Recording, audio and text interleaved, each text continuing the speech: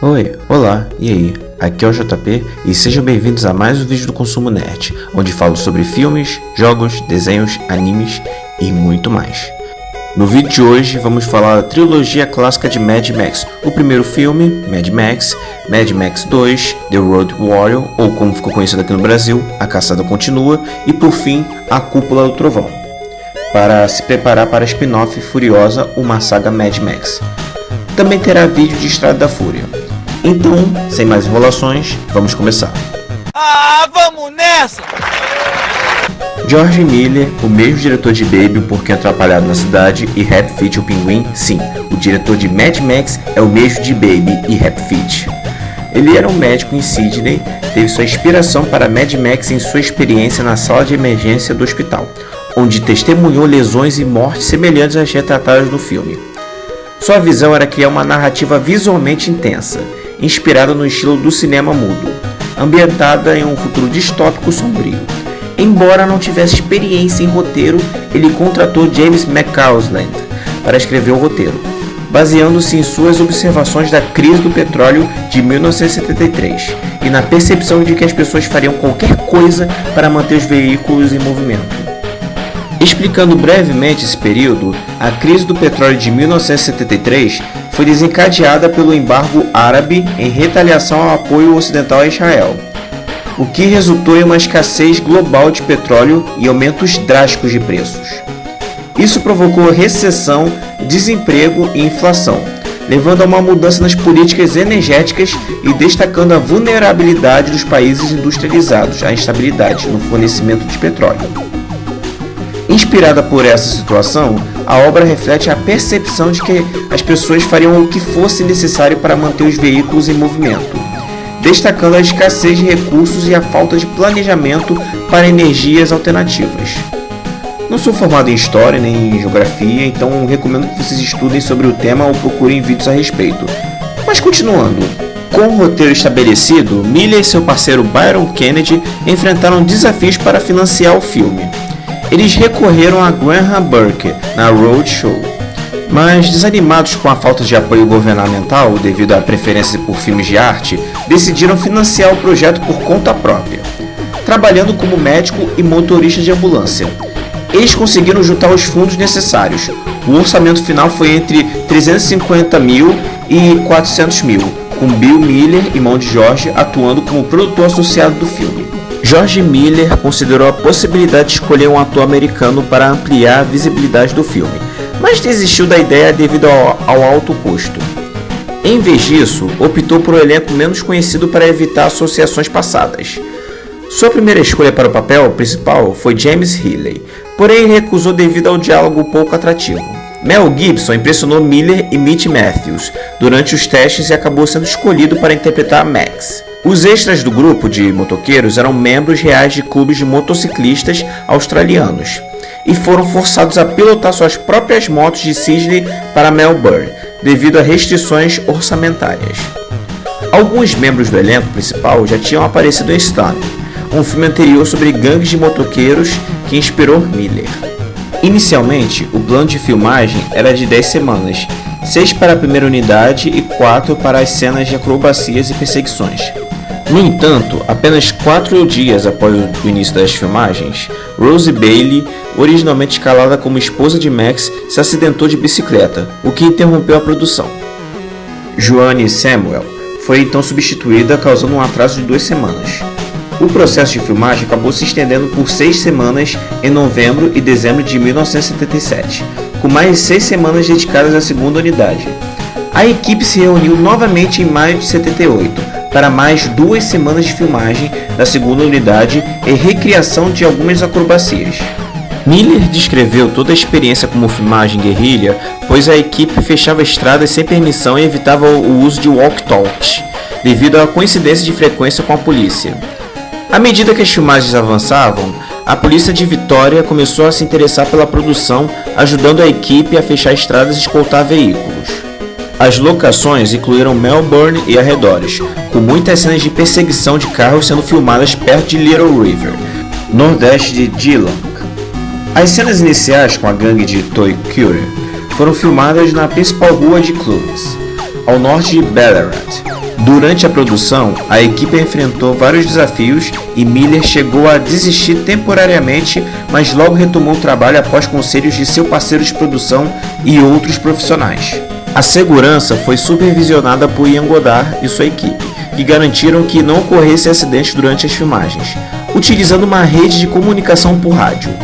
Mad Max foi um dos primeiros filmes australianos a serem filmados com uma lente anamórfica widescreen, um desejo de Miller que o levou a buscar um conjunto de lentes wide-angle Todd AO, anteriormente usado por Sam Peckinpah. Apenas uma lente de 35mm funcionava corretamente e foi usada para toda a filmagem. Mad Max estreou inicialmente na Austrália pela Roadshow Films Distributors, agora Village Roadshow Pictures, em 79. O filme foi vendido internacionalmente por 1,8 milhões de dólares à American International Pictures, que comprou os direitos de distribuição para os Estados Unidos. Seria um dos últimos filmes lançados pela empresa, antes de ser incorporada pela Filmways, enquanto a Warner Bros. Cuidou do resto do mundo. No entanto, o filme foi banido na Nova Zelândia e na Suécia, sendo o primeiro devido a uma cena em que Goose é queimado vivo dentro de seu veículo, que acidentalmente refletiu um acidente real envolvendo uma gangue pouco antes do lançamento do filme. Somente em 83, após o sucesso da sequência, Mad Max foi exibido na Nova Zelândia com uma classificação R18.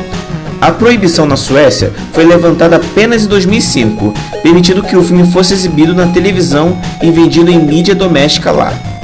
Mad Max é ambientado em um futuro distópico onde a sociedade está à beira do colapso.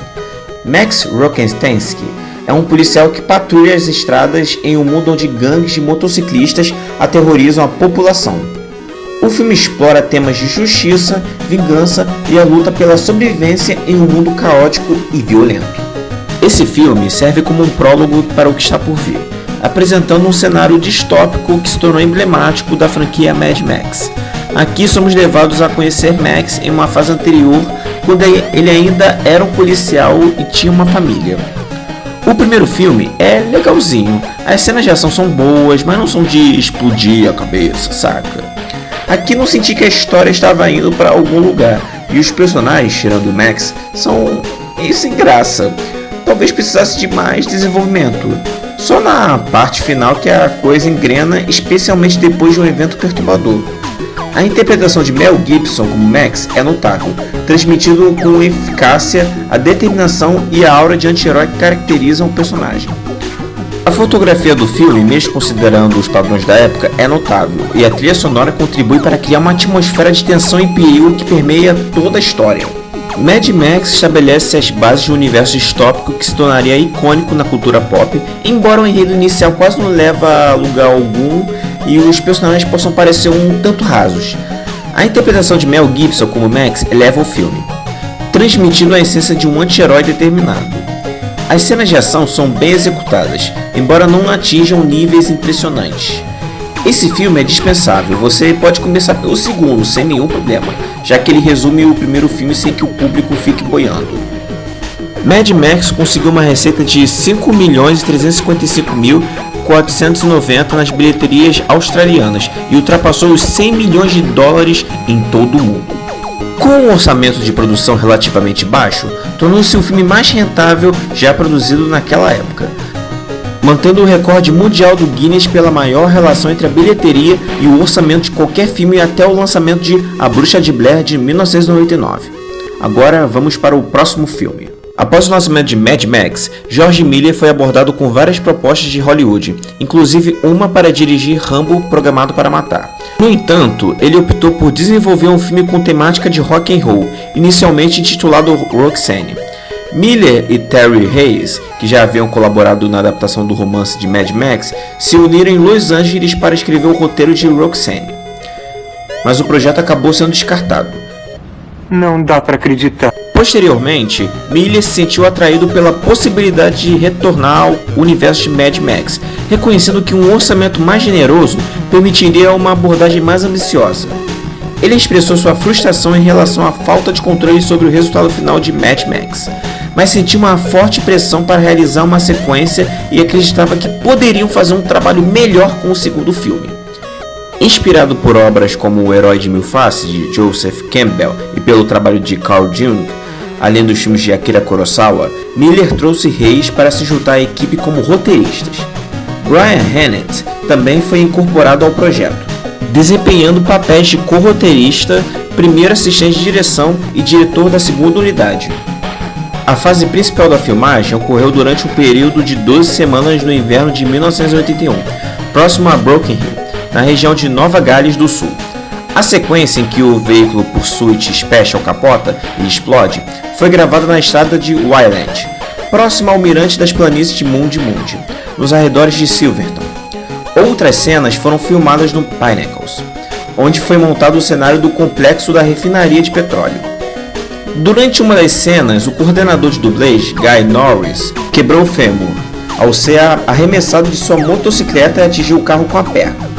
Esse ferimento ficou evidente no filme final lançado. A trama do filme é sobre a rivalidade pelo petróleo desencadeando uma guerra devastadora entre as principais potências globais, resultando no colapso das cidades e na transformação do planeta em um deserto sem lei. Os sobreviventes perambulam sem rumo, desesperadamente em busca de gasolina, pois aqueles que a controlam detêm o domínio nessa paisagem arrasada. Esse é o cenário caótico que define a sociedade futura.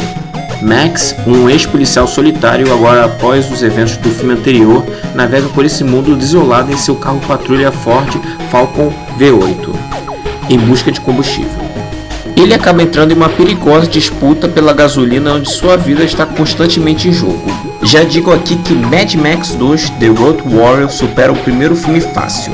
Aqui o cenário já é outro, o cenário esse que ficou conhecido, usado como referência em outras obras, assim como em Fallout e em South Park. O personagem Stan tem um pôster do longa em seu quarto. Quem nunca assistiu ao primeiro filme pode assistir esse tranquilamente, mas para quem quer saber da origem de Max, antes de todo esse caos, assista ao primeiro filme. Os efeitos das cenas são efeitos práticos. Naquela época os filmes eram feitos dessa forma. A fotografia acho bonita até nos dias de hoje. Mel Gibson, que retorna com o Max, que após os eventos do primeiro filme está bem mais durão, com uma vibe bem de anti-herói, como dito antes. Apenas luta para sobreviver se importando consigo mesmo e com seu cachorro. Mad Max 2 oferece uma experiência cinematográfica repleta de ação e cenas intensas, superando seu antecessor nesse aspecto. Os efeitos práticos utilizados proporcionam uma imersão única, enquanto a fotografia continua impressionante mesmo nos dias de hoje. Para quem busca uma narrativa eletrizante e visceral, Mad Max 2 certamente não decepciona. Mad Max 2 obteve um grande sucesso comercial, arrecadando 10,8 milhões apenas na Austrália, o que foi o dobro do que o primeiro filme Mad Max conseguiu na mesma região, tornando-se assim o filme australiano com maior bilheteria no país até então. No entanto, seu recorde foi posteriormente superado pelo lançamento de Gallipoli, no início de 1981, que arrecadou 11,7 milhões nas bilheterias australianas. Vamos para o próximo e último dessa trilogia com Mel Gibson. Além da Cúpula ou Trovão, marcou o primeiro filme da série Mad Max sem o produtor Byron Kennedy, que faleceu em um acidente de helicóptero em 1983. George Miller, o diretor, inicialmente hesitou em prosseguir sem seu colaborador, mas sentiu uma necessidade de seguir em frente como uma forma de lidar com a tragédia. O filme inclui um tributo a Kennedy nos créditos finais. George Miller co-dirigiu o filme com George Ogilvy, um amigo próximo com quem havia trabalhado anteriormente. Miller admitiu que estava em um estado de luto durante a produção e recorreu a Ogilvy para ajuda. A técnica de ensaio de workshop em grupo foi empregada durante a filmagem, uma abordagem desenvolvida pela equipe. As filmagens ocorreram principalmente em Coober Pedy, uma cidade mineira, embora locais específicos como Bakertown tenham sido construídos em Homebush Bay, perto de Sydney, e o acampamento infantil tenha sido montado nas Montanhas Azuis. Gene Sandler, diretor de fotografia, destacou os desafios únicos enfrentados durante a produção, dada a variedade de ambientes e a necessidade de distinção visual entre os diferentes cenários do filme. Aqui Max chega a uma cidade controlada pela personagem de Tina Turner e repleta de caos. Ele é forçado a se tornar um gladiador e é posteriormente exilado no deserto. Um grupo de crianças órfãs, vivendo selvagemente e buscando ajuda há muito tempo, encontra Max e o resgata. À medida que alguns dos órfãos interpretam a chegada de Max como sinal, ele decide voltar à cidade. Esse era o único da franquia que ainda não tinha visto, porque todo mundo dizia que era o pior e que dava pra pular. cara, estavam certos. Que filme ruim, meu Deus! Isso aqui não é Mad Max! Ai, esse filme foi uma tortura pra assistir. Parece mais um filme da Sessão da Tarde, sem querer menosprezar, mas tá caricato demais para um filme de Mad Max. Tudo bem que nos filmes anteriores tem uns momentos levemente caricatos, mas aqui é tipo... Esqueceram de mim. Até a classificação indicativa não é a mesma dos filmes anteriores, que era R, que seria não recomendado para menores de 17 anos nos Estados Unidos. Esse aqui é PG-13, que é não recomendado para menores de 13 anos, que é a classificação indicativa dos filmes da Marvel, Star Wars... enfim, não parece que George Miller estava envolvido nesse projeto, porque depois do sucesso de Mad Max 1 e Road Warrior, não tinha como dar errado, mas conseguiu. A introdução do filme com a música de Tina Turner, que faz a vilã, até que não é ruim, mas não combina com Mad Max. E falando na Tina Turner, ela tá muito bem no papel, é o que salva esse filme, pelo menos. Bom, Mad Max, além da Cúpula do Trovão, é o pior de toda a saga, é muito Sessão da Tarde, medíocre e dá pra pular. Não acho que vale a pena sofrer para assistir a esse filme, só vi para fazer essa review. Apesar de ter recebido um orçamento maior em comparação com os filmes anteriores, o retorno financeiro das bilheterias foi apenas razoável. O filme arrecadou 4.272.802 na Austrália, uma quantia inferior à obtida por Mad Max e menos da metade do que conseguiu Mad Max 2. Encerramos aqui o vídeo, espero que tenham gostado. Não se esqueçam de dar aquele like, compartilhar com os amigos e deixar seus comentários. Seja uma crítica construtiva para meu aprimoramento ou sugestões para futuros vídeos. Se ainda não é inscrito, não deixe de se inscrever no canal. Lavem as mãos, bebam muita água e continue se cuidando. Valeu e nos vemos no próximo vídeo. Tchau!